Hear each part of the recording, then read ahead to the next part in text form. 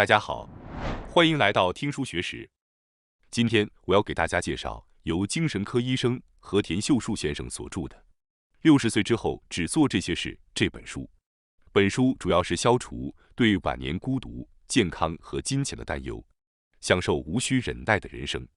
大多数人晚年生活的主要担忧是孤独、健康和金钱。如果想要避免这些担忧，其核心方法就是让自己尽情享受，不再压抑自我。这种生活方式将对未来30年的生活产生重大影响。让我们一起在轻松愉快的氛围中学习书中的内容。今天视频的内容包括以下2个部分：第一，60岁后必须了解的消除晚年金钱焦虑的真相；第二，无论如何，60岁以后一定要做的这件事。书名虽然是60岁后只做这些事，但实际上适合所有年龄段的人。无论您是否接近60岁，都能从中受益。首先是第一部分，60岁后必须了解的消除晚年金钱焦虑的真相。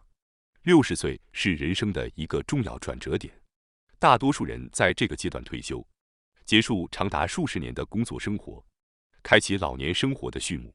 虽然许多人对60岁持有负面或担忧的看法，但作者却认为60岁以后可以是充满幸福的时期。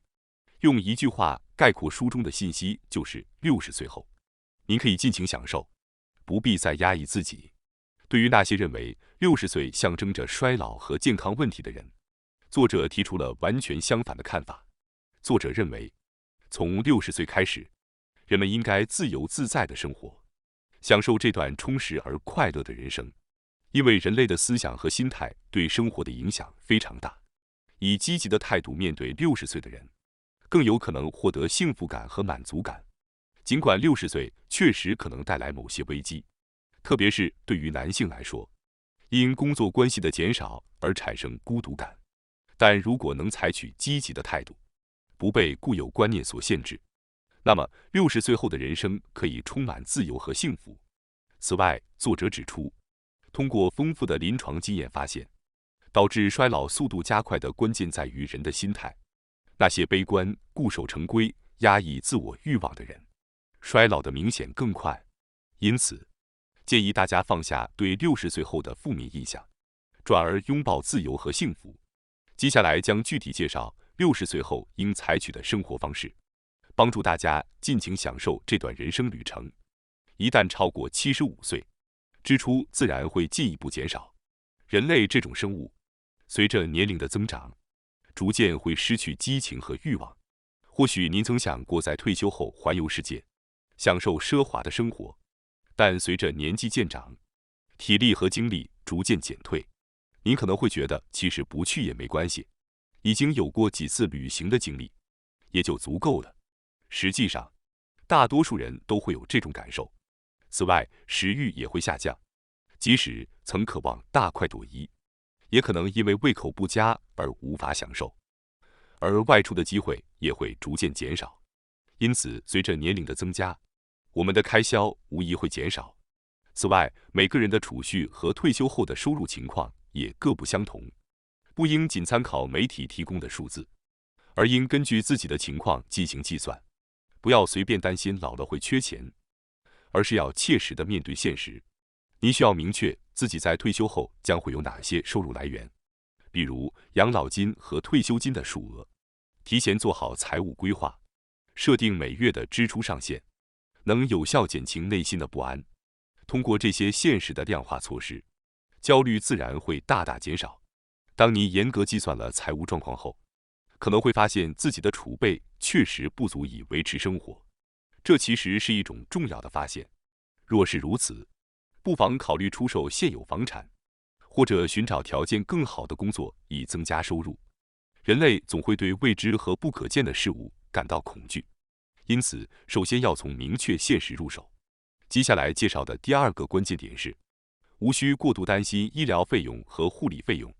许多人都会对将来的医疗和护理费用感到担忧，例如养老院的费用，但作者认为这些其实不必过于担心。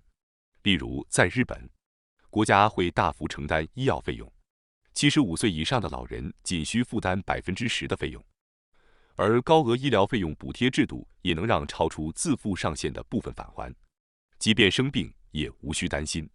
此外，若被判定生活困难，最糟糕的情况可以申请生活保障，这样医药费也可以全免。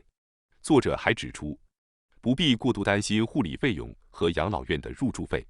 例如，很多人会担心当自己需要护理时是否有足够的资金。然而，许多日本人并未充分理解护理保险制度，这其实是日本人一个害怕但不主动了解的坏习惯。尤其是即将迈入老年的人，应培养收集信息的习惯。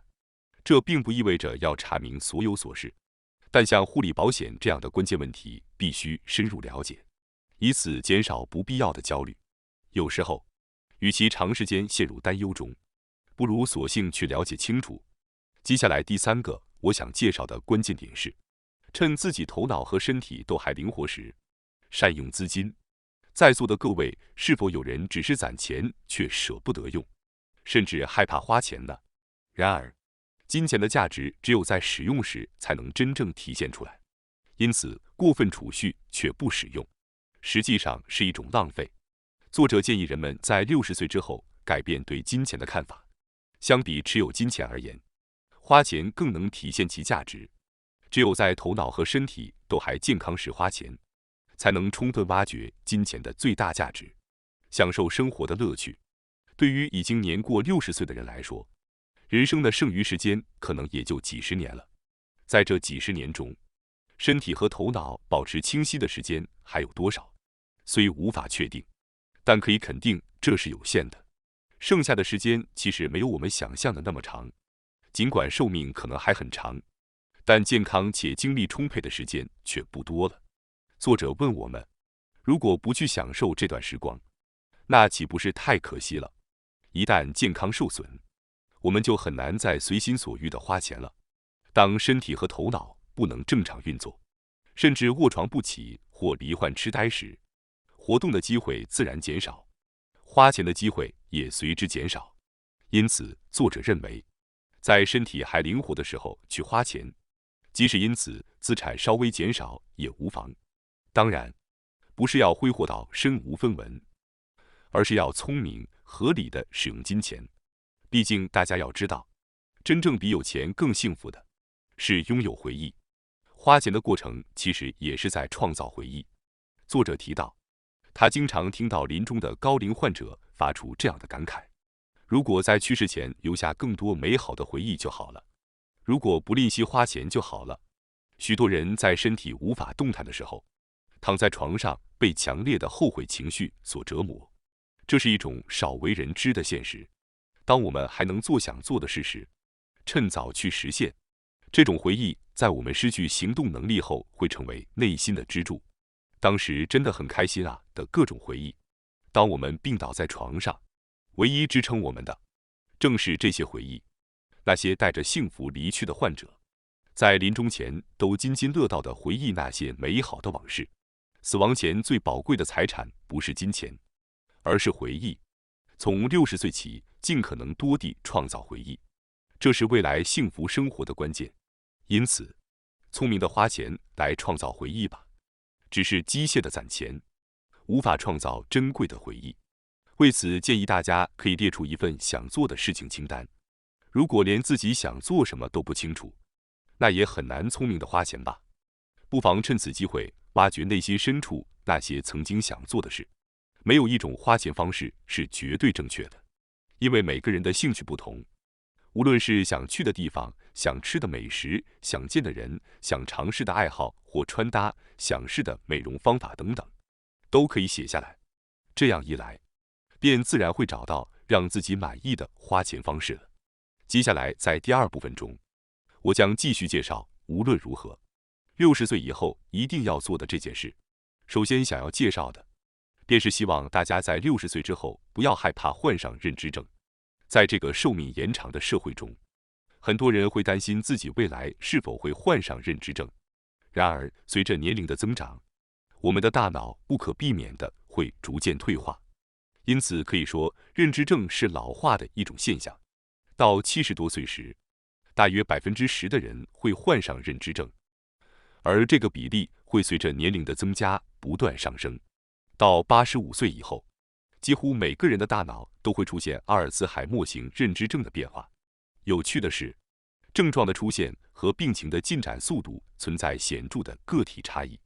有些人症状早早出现，而有些人几乎没有表现。造成这种差异的原因之一就是是否动脑。即使脑部变化程度相似，动脑的人症状的出现和发展通常会更迟缓。不过，所谓的动脑并不指简单的脑力训练，而是指对前额叶的刺激最为重要。而刺激前额叶的最佳方式是体验与昨天不同的今天，即尝试意料之外的事物，踏入陌生的领域，体验从未做过的事。通过获得新的刺激，前额叶会不断活跃。因此，书中建议大家先打破自己的常规，不要每天吃相同的食物，走相同的路，或去同样的店，而是尝试不同的选择，例如吃不一样的食物，走不同的路，甚至到从未去过的店，尝试不熟悉的菜品。这样不断接受新的体验，前额叶就会不断被激活。退休后，大家通常会有更多时间，建议多尝试自己未曾涉足的新领域。如果自己做饭，可以尝试做从未尝试过的菜式；若有空闲时间，可以挑战一些自己未曾尝试但他人认为有趣的新爱好。如果附近有未曾去过的公共浴场，不妨去体验一番。还可以参加一些自己之前没参加过的活动，与人交谈也能极大的刺激前额叶。良好的人际关系会带来积极的刺激，尤其是与从未打过交道的人交流，能带来新鲜感。例如，结识曾在完全不同领域工作的人，或与不同年龄层的人互动，这都能带来新的刺激。令人意外的是，书中提到，随着认知症的加深，患者的幸福感反而会增加。也许听到这一点会让许多人惊讶。其实，认知症是一种发展缓慢的疾病。很多人认为，一旦发病便意味着一切的结束。但事实上，在发病后的5年内，虽然记忆力会有所下降，但智力几乎不会显著退化，仍然可以正常生活。很多人担心患上认知症后会变得什么都不明白，从而失去幸福感和满足感。但这是对认知症的最大误解。其实，认知症患者随着病情发展，他们的内心会逐渐平静，幸福感也会增加，因为不好的记忆逐渐消失，他们往往能每天笑脸相迎，过得很开心。重度认知症患者在老人设施中参与娱乐活动，与工作人员交谈，他们的表情看起来很幸福。所以，大家不必对认知症有过多恐惧，应以积极的心态接纳这一不可避免的老化现象。当然，尽早锻炼大脑，刺激前额叶，尽可能预防认知症的发生也很重要。但大家不必过分担忧认知症的到来，做好自己的努力，顺其自然即可。只要尽了力，即便不幸患上认知症，也可以正面看待，反而会增加幸福感。接下来要介绍的60岁后每个人都应该做的第2件事是，不要盲从医生的建议，而是养成自己检查身体状况的习惯。我们大多数人可能有人完全按照医生的建议行事，医生开出的药物也全部照吃不误。对于这样的人，建议今后要更加关注自身的健康状况，毕竟最了解自己身体状况的还是自己。虽然突然要自己监测身体状况可能有些难度，但随着时间推移，逐渐会习惯。因此，建议大家开始一点点倾听自己身体的声音，逐渐习惯之后，早上起床便能瞬间感知自己的状态，例如是否头脑清醒，身体是否沉重，是否有疼痛感，是否有食欲，睡眠如何，排便状况是否正常等。每天关注这些小细节即可。这是只有在退休后才能做到的一种自我检查方法。退休前，白天和晚上几乎都在不停地工作，疲惫成了理所当然的状态。很多人都在这种情况下度过了很长一段时间，在那种生活下，很难意识到自己的身体不适。然而退休后，当您开始关注身体状况时，可能会发现疲劳似乎难以消除，但这其实只是单纯的年龄增长所致，因此并不需要过度担心。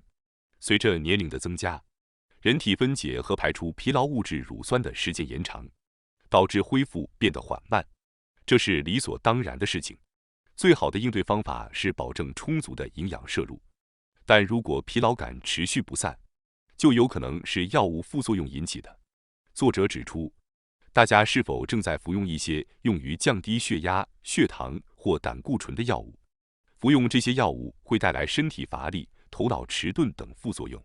只要继续服药，疲劳感就会一直存在。因此，应该重新审视一下这些药物是否对自己真的必要。接下来介绍的60岁后每个人都应该做的第3件事是，那就是减少压力，从而击退癌症。